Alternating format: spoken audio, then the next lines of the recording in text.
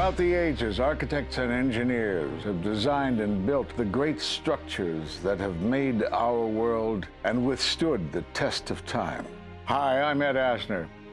Welcome to Architects and Engineers. Let's look now at modern steel frame buildings.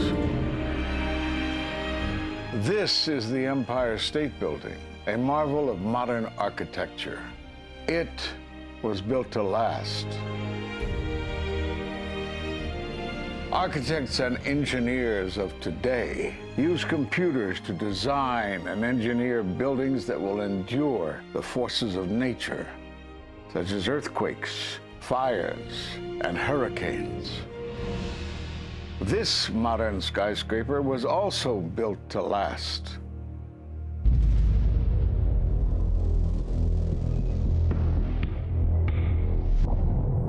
We've seen buildings completely destroyed like this before, but only when done intentionally.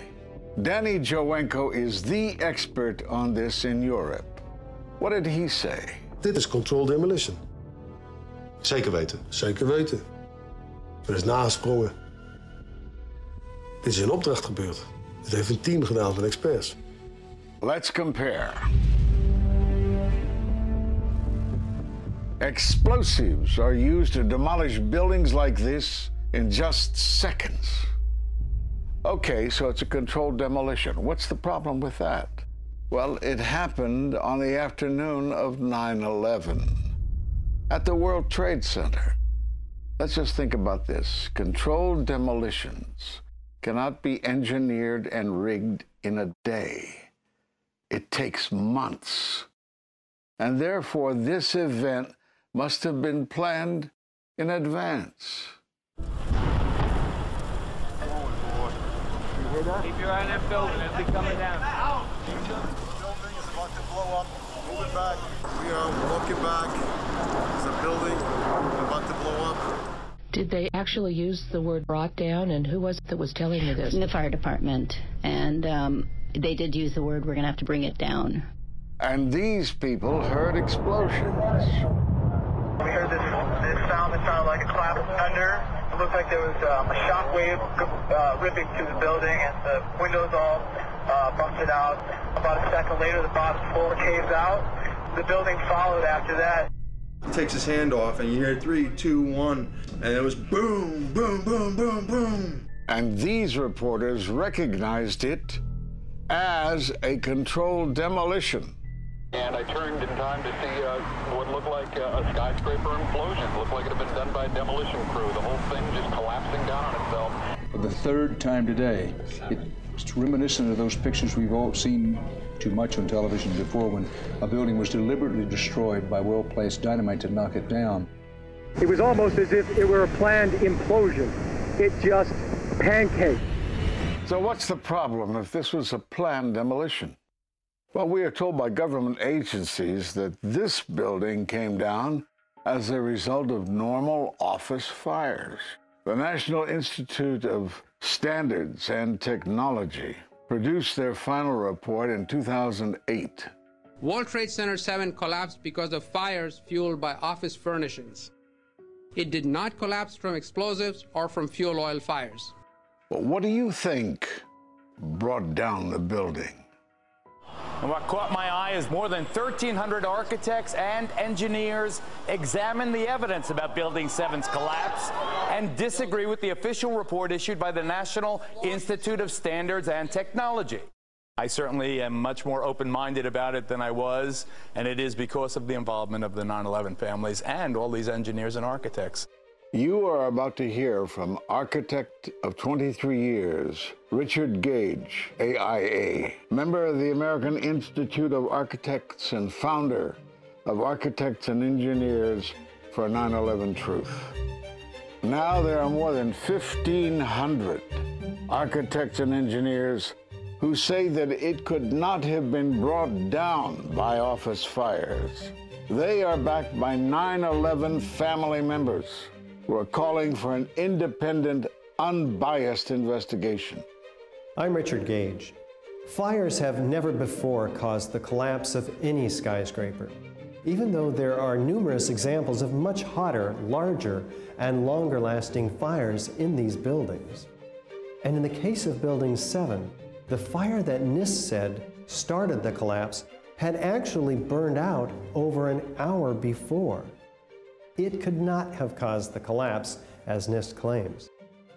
Yet this 47-story, modern steel-frame skyscraper, which was not hit by an airplane, collapses mostly into its own footprint like a house of cards, as fast as a bowling ball falling off the side of the building, in just under 7 seconds. Listen to the experts. Building number 7 descended in free fall for the first 100 feet, which means that there was absolutely no resistance to the descent whatsoever. NIST has admitted it went into free fall for 8 stories. And going from motionless to free fall instantly, that's a bothersome part of the puzzle because NIST never explained it.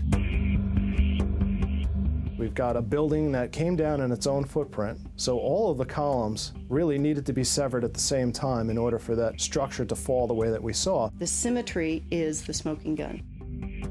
The whole building completely comes down in one continuous motion. There couldn't have been any structural resistance. According to NIST, the failure occurred at column 79 on level 12. They're talking about a single columnar collapse or failure that resulted in a total collapse of the building. It is possible that you could have a local failure as a result of a connection failing. But the likelihood of that failure dragging the entire building in such a fashion that all the columns would fail at the same time is an impossibility. Impossibility? Yes. What I saw, it was a classic implosion. The center of the core, the penthouse area, starts to move first, and then the building follows along with it. I'd like to know why NIST excluded the document from FEMA in Appendix C that documented the evidence of melting steel. Why is this forensic evidence not being included in the report? In an office fire, you cannot generate enough heat to melt steel. And yet we have evidence of molten iron. R.J. Lee Company, USGS, and Dr. Stephen Jones's work, all three separately found these microspheres.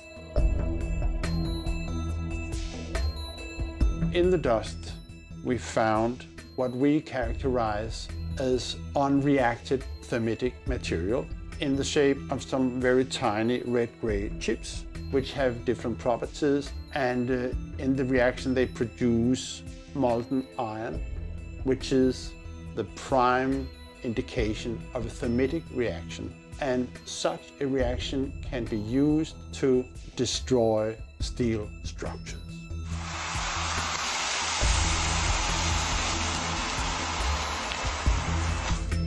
What we have found is a modern version of thermite, which we call nanothermite. There were these iron microspheres present in all of the dust samples that needed to have been formed in extremely high temperatures. I've independently seen thermitic activity within 2 separate independent samples of World Trade Center dust. My contention, based on finding thermite residue in the dust, is that it happened before. It didn't happen after in the fires that ensued in the rubble pile afterwards. All the characteristics of the microspheres tell me that thermite was involved in melting those steel beams. So thermite, if it was present at the World Trade Center and created this molten metal that so many witnesses and photographic evidence shows, would also explain the fact that the fires could not be put out at Ground Zero.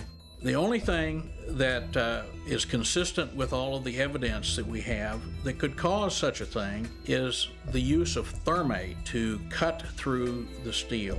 You'd get down below and you'd see molten steel running down the channel rails. Like you're in a foundry. Yeah, like lava. Like it was lava. From a volcano. Well, the manual gets into thermite, and if it says if you have melted steel or concrete, which we had on 9/11. We should test for it. It's this fused element of steel, molten steel and concrete and all of these things all fused by the heat into one single element. We're asking for an investigation that follows national standards. There's no excuse to not test for this. If terrorists use explosives in '93, why didn't we test for them? If all these witnesses heard explosions, why aren't we testing for them? NIST concedes that they found no evidence for explosives. So then we asked them, well, did you look?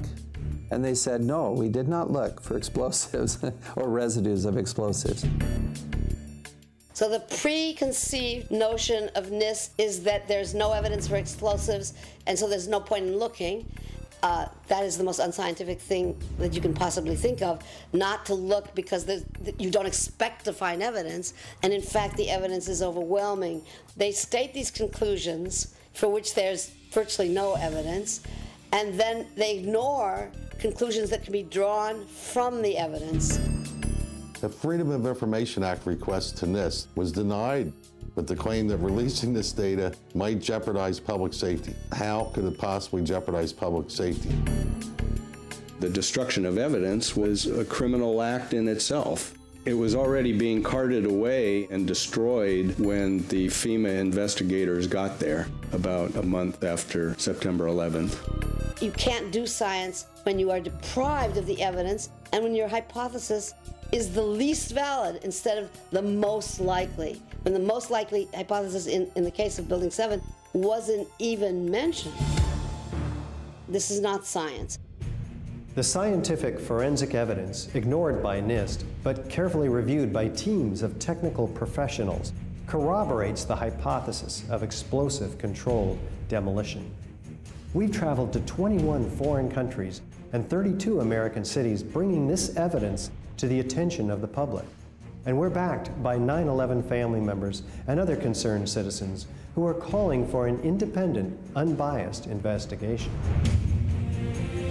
I'm a family member trying to find out the answers to the murder of 3,000 plus people.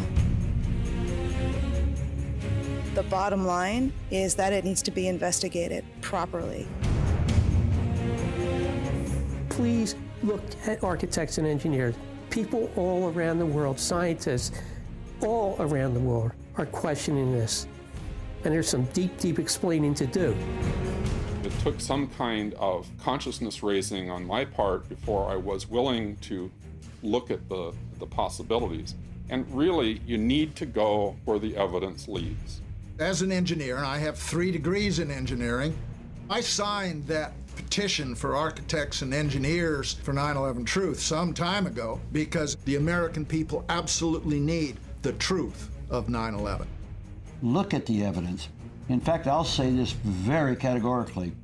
Any reasonable person who looks at the evidence that's been brought forward has got to come away with the feeling that something has to be done, a real investigation has to be put forward. We will never heal. This country will never, ever, ever forget that day. We have to demand a new investigation. I want justice here. The country owns this. We were all victims. You all should want answers. It's not just ours, not just mine. We all lost something that day. It's distressing for everyone to come to terms with this evidence, but we must pursue the truth wherever it leads. Look at the evidence and decide for yourself.